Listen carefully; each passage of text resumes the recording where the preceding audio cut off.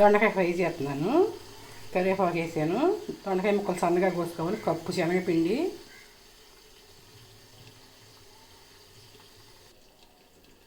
రెండు కప్పులు corn powder, పసుపు, ఉప్పు,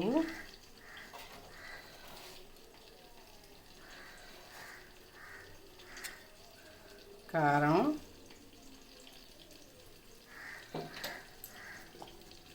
గరం మసాలా, ధనియాల పొడి, జీలకర్ర, అల్లం వెల్లుల్లి పేస్ట్ కూడా వేసుకోవచ్చు.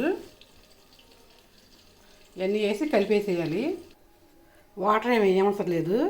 ఆ దొండకాయ ముక్కలు అయ్యే సరిపోతాయి వాటరు. ఇలా వేసేసుకోవటమే.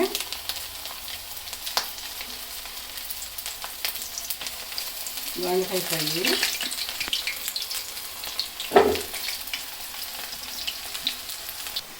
ఇలా ఫ్రై అయినాక ఇట్లా కాల్చుకోవాలి. అటు ఇటు తిరిగేసుకోవాలి. ఈ ప్లేట్లో పెట్టేసుకోవడం కాయలు తీసి సాంబార్లోకి, రసంలోకి ఉంచుకోవచ్చు. అదిగోండి దొండకాయ ఫ్రై ప్లేట్లోకి తీసాను.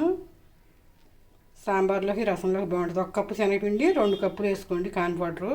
అప్పుడే టేస్ట్గా ఉంటుంది. అంతేనండి దొండకాయ ఫ్రై.